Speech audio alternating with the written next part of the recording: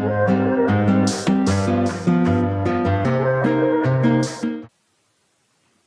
people, என் பேர் பிரபாகரன். இது power BI சீரீஸில் 4th வீடியோ. இப்போ நம்ம பார்க்க போகிற டாபிக் பவர் query எடிட்டர். நம்ம பவர் BI டெஸ்க்டாப்பில் ட்ரான்ஸ்ஃபார்ம் டேட்டா பட்டனை கிளிக் பண்ணோம்னா பவர் query எடிட்டர் ஓப்பன் ஆகும். போன வீடியோவில் ஏற்கனவே நம்ம ஓப்பன் பண்ணி பார்த்தோம் பவர் query எடிட்டரை. இப்போ பவர் query எடிட்டர் எதுக்கு, அதில் என்னென்ன ஃபீச்சர்ஸ் இருக்குதுன்னு பார்க்க போகிறோம். இது கொஞ்சம் பெரிய டாபிக், ஸோ சீரீஸ் ஆஃப் வீடியோஸாக பார்க்கலாம் நம்ம. இது அதில் ஃபஸ்ட் வீடியோ. ஒரு டேட்டா சோர்ஸோடையோ இல்லை பல டேட்டா சோர்ஸை எடுத்தோ கனெக்ட் பண்ணி டேட்டாவை நமக்கு ஏற்ற மாதிரி ஷேப் அண்ட் ட்ரான்ஸ்ஃபார்ம் பண்ணுறதுக்காக தான் பவர் query எடிட்டர் நம்ம யூஸ் பண்ண போகிறோம். அப்படி இங்கே இந்த பவர் query எடிட்டரில் ட்ரான்ஸ்ஃபார்ம் பண்ணுற டேட்டாவை நம்ம பவர் BIயில் லோட் பண்ணி விஷுவல் போடுறதுக்கு யூஸ் பண்ணுவோம். பவர் BIயில் எந்த டேட்டாவும் லோட் பண்ணல. இப்போ நம்ம எந்த டேட்டாவும் இல்லை பாருங்கள். You haven't loaded any data yet. இப்போ நம்ம பவர் query எடிட்டரை நம்ம ஓப்பன் பண்ணி பார்க்குறோம். பிளாங்காக இருக்குது பாருங்கள், queries 0. ஸோ பிளாங்காக இருக்குது. இப்போ நம்ம இதை க்ளோஸ் பண்ணிட்டு பவர் query எடிட்டரை க்ளோஸ் பண்ணிட்டு ஒரு சாம்பிள் டேட்டாவை லோட் பண்ணிவிட்டு மறுபடியும் ஓப்பன் பண்ணி பார்ப்போம். ஸோ ஒரு சாம்பிளுக்காக ஒரு எக்ஸல் டேட்டாவை நம்ம லோட் பண்ணலாம்.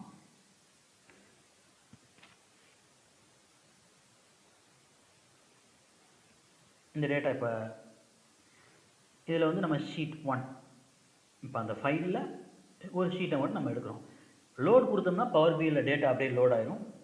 ட்ரான்ஸ்ஃபார்ம் டேட்டா கொடுத்தோம்னா பவர் BIயில் லோட் ஆகி பவர் query எடிட்டர் ஓப்பன் ஆயிரும் நம்மளுக்கு. ஸோ அதுக்கப்புறம் நம்ம அங்கேருந்து நம்ம ட்ரான்ஸ்ஃபார்ம் பண்ணிவிட்டு லோட் கொடுத்துக்கலாம் நம்ம டேட்டாவை. ஸோ இப்போ நம்ம லோட் மட்டும் பண்ணுவோம். பவர் queryயில் லோட் பண்ணுவோம். நம்ம டேட்டாவை இப்போ பவர் queryயில் லோட் பண்ணியிருக்கோம்.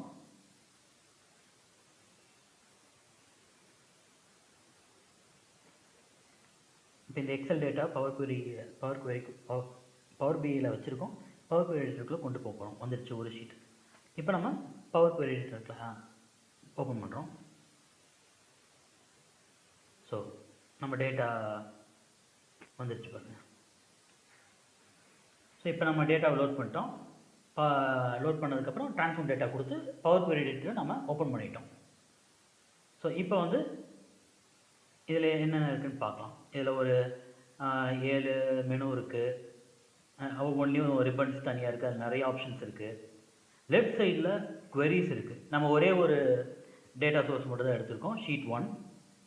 இது அந்த ஹிஸ்டாரிக்கல் அந்த டேட்டா அதில் ஒரே ஒரு ஷீட்டை நம்ம எடுத்திருக்கோம். நம்ம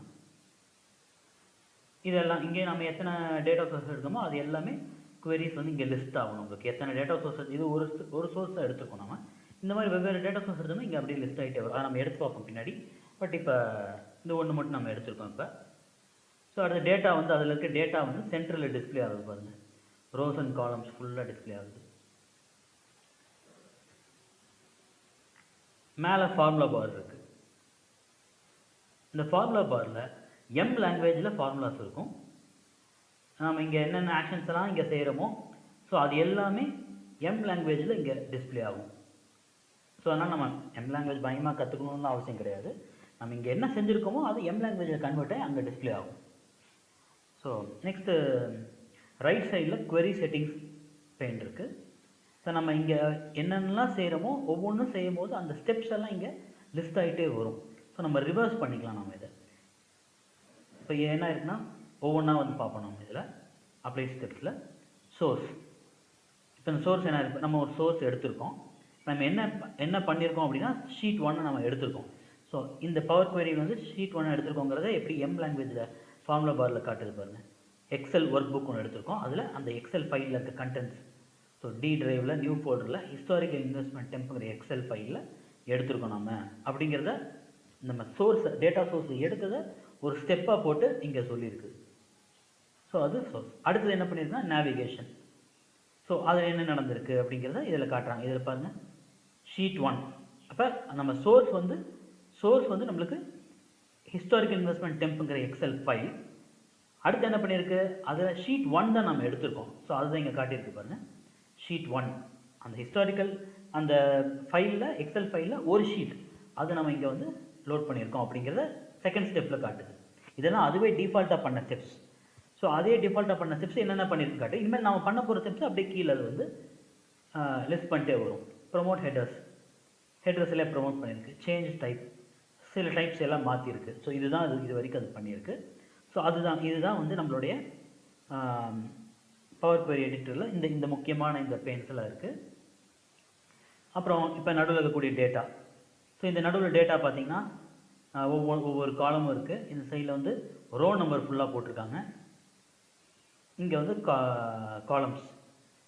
காலமில் பாருங்களேன், இந்த காலம் நேமுக்கு முன்னாடி நம்மளுக்கு ஒரு டேட்டா டைப்க்கான ட்ராப் டவுன் மெனு வருது. இது என்ன டேட்டா டைப்னா ABC 1 to டெக்ஸ்ட் அண்ட் நம்பருங்கனால ஸோ அதில் இருக்குது. நம்ம இதை வந்து இந்த மாதிரி சேஞ்ச் பண்ணோம்னா இதை நம்ம கிளிக் பண்ணி சேஞ்ச் பண்ணிக்கலாம். நம்ம எந்த டேட்டா டைப் வேணுமோ, நம்ம தப்பான டேட்டா டைப்பில் இருக்குன்னா அது சில டைம் வந்து நம்பர்ஸ் வந்து டெக்ஸ்ட் அப்படின்னு போட்டிருப்பாங்க. அதை நம்ம வந்து நம்பர்ஸ்க்கு மறுபடியும் மாற்றி வச்சுக்கணும். டெசிமல் நம்பர் நம்ம போடாதனால ஹோல் நம்பர்ஸ் தான் அப்படியே இருக்கும். நம்ம டெசிபல்னு போட்டோம்னா நம்ம டெசிபல் பாயிண்ட் யூஸ் பண்ணலாங்கிற மாதிரி இருக்கும். ஸோ அந்த சேஞ்ச் பண்ணுறதுக்காக இது இருக்குது. அதே மாதிரி இங்கே பக்கத்தில் ஒன்று இருக்குது பாருங்கள். இது வந்து இதில் என்னென்ன டேட்டாலாம் இருக்குது இந்த காலமில் அப்படிங்கிறது லிஸ்ட் பண்ணியிருக்கு.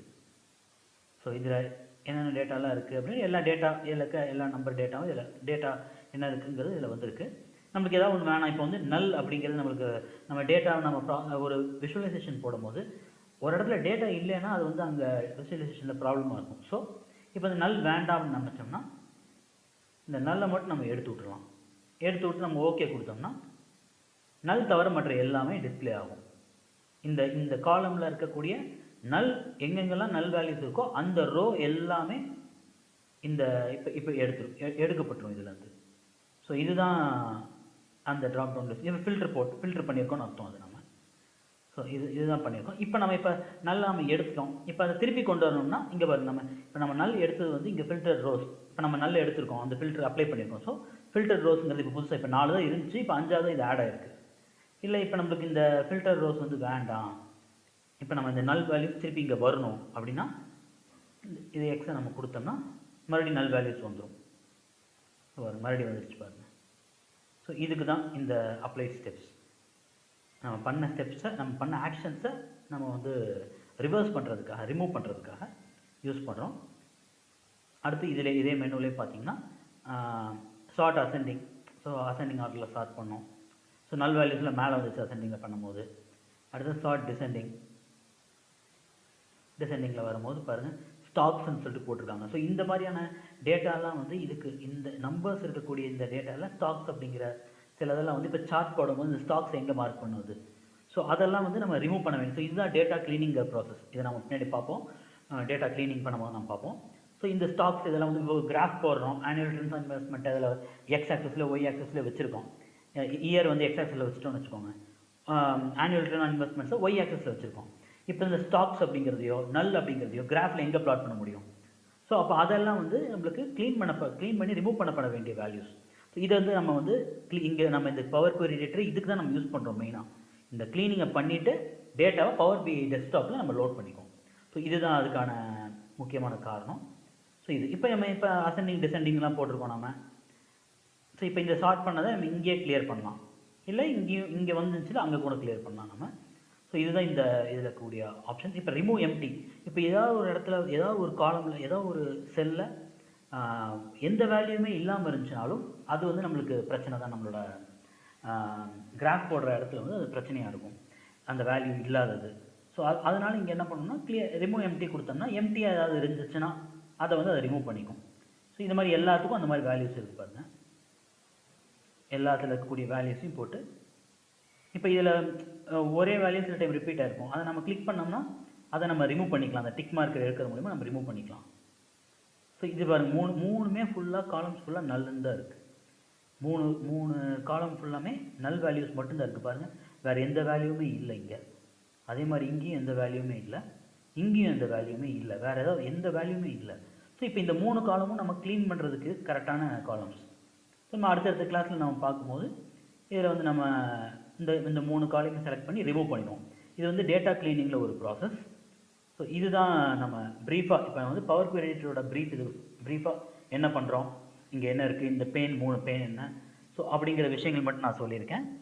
ஸோ இதில் வந்து இந்த மாதிரியான விஷயங்கள் நம்ம செய்வோம். இதில் இந்த தேவையில்லாத டேட்டாவெல்லாம் க்ளீன் பண்ணுவோம், சார்ட் பண்ணிக்குவோம். நம்ம அனாலிசிஸ்க்கு ஏற்ற மாதிரி இந்த டேட்டாவை நம்ம வந்து ரெடி பண்ணுறோம். அதுக்கு தான் இந்த பவர் குவெரி எடிட்டரை நம்ம யூஸ் பண்ணுறோம். இதில் எல்லாமே இந்த இந்த இந்த மெனு எல்லாத்துலையும் நிறைய ஒவ்வொன்றிலையும் ஒவ்வொரு இந்த ரிப்பன்ஸ் மாறிட்டே இருக்கு பாருங்கள். இந்த ரிப்பன்ஸில் நிறைய ஆப்ஷன்ஸ் இருக்குது. ஸோ இதெல்லாம் என்ன பண்ணுறோம் அப்படிங்கிறத ஒரு சாம்பிள் டேட்டாவை எடுத்து வச்சு நம்ம பார்க்க போகிறோம். இதுதான் இந்த பவர் பிஐயில் பவர் குவெரி எடிட்டர் அப்படிங்கிற ஒரு சின்ன சீரீஸ், ஒரு உள்ளாரே சின்ன சீரீஸ் ஆஃப் வீடியோஸ் வரும். அதில் நம்ம பார்க்க போகிறது அடுத்தது. ஸோ இது சும்மா ஒரு ஓவர்வியூ மாதிரி நான் கொடுத்துருக்கேன். இதில் என்னென்ன ஆப்ஷன்ஸ் இருக்குது, இப்போ கீழே இந்த இந்த இந்த ஏரியா மட்டும் லைட்டாக சொல்லியிருக்கேன். நீ மேலே இருக்கக்கூடிய இந்த ரிப்பனில் இருக்க ஆப்ஷன்ஸை வச்சு நம்ம என்னென்ன மாற்றலாம், எப்படியெல்லாம் நம்ம டேட்டாவை க்ளீன் பண்ணலாம் அப்படிங்கிறத நான் வந்து அடுத்த வீடியோவில் நம்ம பார்ப்போம். நீங்கள் எடுத்து நீங்கள் இந்த மாதிரி சின்ன சின்ன விஷயங்கள் பாருங்கள். இது இங்கே என்ன, இந்த ஃபார்முலா என்னன்னு பாருங்கள், எம் லாங்குவேஜ்னால் என்னென்னு கொஞ்சம் சும்மா சர்ச் பண்ணி பாருங்கள். ஸோ ஏதாவது ஸ்டெப் ஒன்று அப்ளை பண்ணிவிட்டு அதை நீங்கள் ரிமூவ் பண்ணி பாருங்கள், டைப்பை சேஞ்ச் பண்ணி பாருங்கள், இந்த மாதிரி டைப் சேஞ்ச் பண்ணி பாருங்கள். இந்த மாதிரி சின்ன சின்ன விஷயங்கள்லாம் நீங்கள் செஞ்சு பாருங்கள். அப்போ தான் உங்களுக்கு கொஞ்சம் கம்ஃபர்ட் ஆவீங்க. அடுத்தடுத்த நம்ம இதில் நம்ம ஒரு ப்ராசஸ் செய்யும் போது ஒரு இப்போ நம்ம வெறும் இந்த டேட்டா இதை மட்டும் நான் மாற்றி காட்டினேன். ஸோ நெக்ஸ்ட்டு வீடியோஸில் வந்து நம்ம ஒரு ப்ராசஸாக அதை செய்யும் போது ஒரு 2-3 ஆக்ஷன்ஸை ஒரே ப்ராசஸில் செய்கிற மாதிரி இருக்கும். ஸோ அதெல்லாம் வந்து நம்ம கொஞ்சம் கம்ஃபர்டபுளாக இருக்கணும்னா இந்த மாதிரி சின்ன சின்ன விஷயங்கள் இப்போ நம்ம என்ன சொன்னோமோ அதை வந்து நீங்கள் ஒரு தடவை ட்ரை பண்ணி பார்த்துருங்க. ஸோ அடுத்த எபிசோடில் உங்களை நான் மீட் பண்ணுறேன். பை.